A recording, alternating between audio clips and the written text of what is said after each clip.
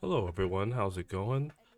It's been a while since I've made a video like this. Last time it was on New World, but now today we're going to do Dragon's Dogma 2. I played Dragon's Dogma 1 a couple months ago, but I wasn't familiar with the franchise of Dragon's Dogma. I heard it once when I was younger. A friend of mine compared Skyrim to Dragon's Dogma 1, which I can kind of see some similarities, but I definitely say they're pretty different. But anyways, today we're talking about Dragon's Dogma 2. Dragon's Dogma is actually an amazing game that I've been playing. It's an open world RPG um, that's set in a world where there is a dragon that comes in. The dragon comes in and it chooses someone to basically rip the heart out of and make an arisen. An arisen is supposed to be the person that faces the dragon. That's the whole concept of the game. So far, I haven't beaten Dragon's Dogma 2, but I currently have almost 30 hours in the game. I wanted to go over some things about how I feel about it, and the the open world in the game is amazing. I don't think there's very rare times that you run into a loading screen in Dragon's Dogma 2. Um, in other open world games, every door, after every conversation, you teleport everywhere, and there's always a load screen. And it's like, oh man, you know, after you have done it, I mean, sure, your PC could make it go a little faster, but after a while, you get kind of tired of sitting in load screens. It's very rare that there are load screens in Dragon's Dogma 2. You load to like pass time and travel and stuff like that, but outside of that, there's not many load screens. Also, the towns in Dragon's Dogma 2 are able to be randomly attacked. You know how in Skyrim, sometimes the dragons would like fly over, and you'd be, the whole townspeople would come out and like shoot at the dragon. That similar thing is also in Dragon's Dogma 2. Um, though there's different enemies and stuff like that, but it's really nice because it felt like it's something that I haven't seen in video games before. But then I thought about Skyrim.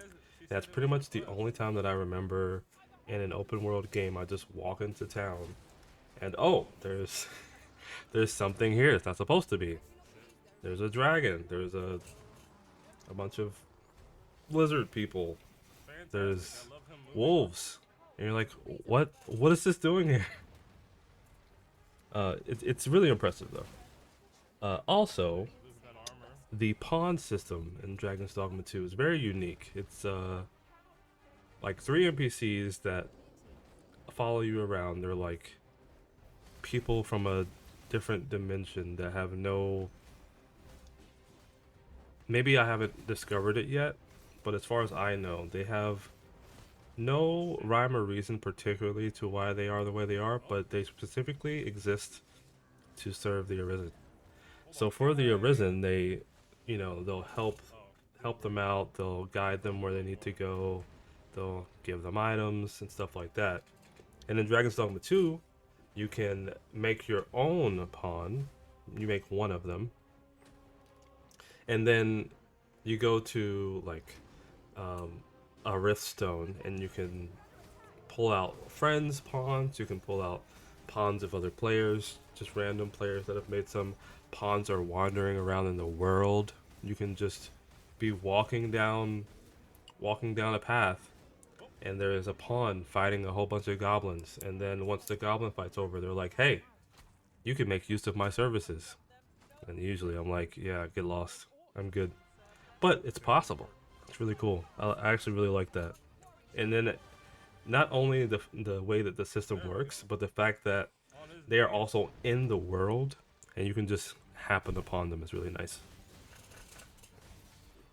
Also, being able to recruit and critique your friend's pawn is probably my favorite thing in this game.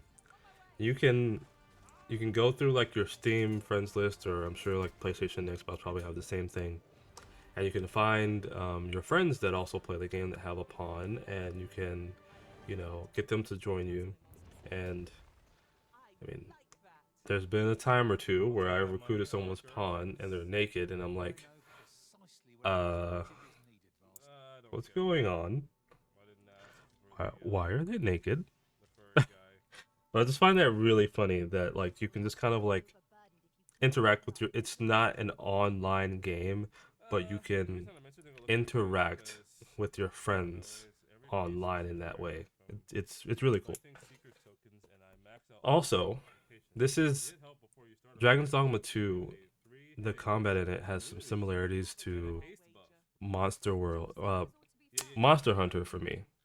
You can like grab onto monsters. You can like uh, not fully like ride them. I mean, you kind of can, but you can basically get on the back of monsters. You can just climb up the rear of them and like hit weak spots or hit them in the head or place bombs on them. It's really cool. Um, it's definitely reminiscent of Monster Hunter. I think it's really cool. I think Monster Hunter though is a little bit more limited to where you only do a certain amount of hits and then it either knocks you off or you hop off automatically. I mean, I could be wrong, but I'm pretty sure that's how it works in Monster Hunter. In Dragon's Dogma 2, it's usually based off the stamina. So however long you can hold on, based off of your stamina. Obviously, your actions on the monster that you're fighting take stamina, so it's kind of like a good balance there. But oh, also, if you're fighting certain monsters, you can kind of catch off balance, and as you catch them off balance, you can see them stumbling. They're like, tripping over their own feet a little bit, but they don't fully fall over. But you are able to like also like grab onto their leg and push them over. As small as your character is compared to them, I find that really cool. Um, that's something that I don't think I've seen before. It's just pushing over like giant monsters.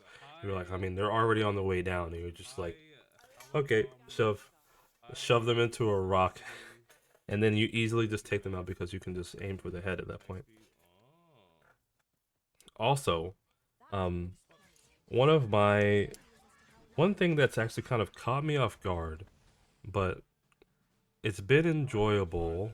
I think to some people it might not be, but the way that the quests are set up. Some quests are set up to where you go directly to a spot, you do the thing, you go back, or you go directly to a spot, you wait a day or two, then you come back. But there are times where you get a quest and it's like, uh, hey, find me this place, or do this thing for me. I don't know how you're gonna get it done, but good luck. We need this done. So you just kind of have to like your pawns can help you sometimes with some clues, or you can go to a certain area because usually like you talk to people. It's the same thing in Dragon's Dogma 1 where you can get a quest and you go talk to other people who may have some insight into the quest that you're on, and then they can kind of point you in the direction or point you in the zone to go to. And then you go to that area and you're like, well, I don't know where this exact objective is, but I can talk to people here and we can kind of eventually get to the bottom of it. And I think that's really cool because I won't spoil anything, but there is a quest that someone asked for something super vague and I'm like, I have no idea where I would find that. And going to talk to someone else, they're like, "Hey, go look in this area," and I go to the area and I exhaust a quest line, which opens up another quest line, and then near the end of that quest line, I find the location that I'm looking for, and I'm like, "Oh, that's really cool." And I feel like most games would be like, "Okay, well, in order to progress this quest, you must do the quest called, I don't know, the house that death built or something. There'll be like some quest that you have to complete first, before it allows you to do another one. Um, which of course is the same in this game, but it's not laid out to you, and I really like that. But anyways, those are a bit of my impressions in the game. Like I said, I'm 30 hours in. I'm not sure exactly how far that is towards the end. I feel like there's still some. If I had to guess about my position in the game, kind of like story wise and content wise, I want to say I'm about 60% in. About 60%. I could be wrong. I'm not really sure where it ends or how it ends. I haven't really looked up anything about Dragon's Dogma 2. The only thing that I knew about Dragon's Dogma 2 before I bought the game was the whole microtransaction thing and the performance issues. Luckily, I started playing about 2 weeks after that whole fiasco was going on. Also, a side note, um, as annoying as it is to have, I don't like games that do this either. Honestly, there's a DLC list that's just it's just a full long list of consumables to use in the game. I don't really I don't like it either, purely because of how the store looks. It just looks sloppy. Like you go to buy the game and you're like, wait, what is all this stuff? It just doesn't look clean. But outside of that, um, the things you can get in the game, it's not a big deal. Um, the I think they have like rift crystals and wake stones and fairy stones. I feel like all those things are acquired in game, but of course, if you spend money, you get them way faster than in the game. I just don't think that they're not like unless you start the game and you're immediately like, I must have this right now. Otherwise, it's irrelevant. It's it sucks to see, but it's also just not that big of a deal. It's not as big of a deal as people make it to be. But anyways, thank you all for watching. I appreciate it, and thank you for listening to my impressions of Dragon's Dogma 2.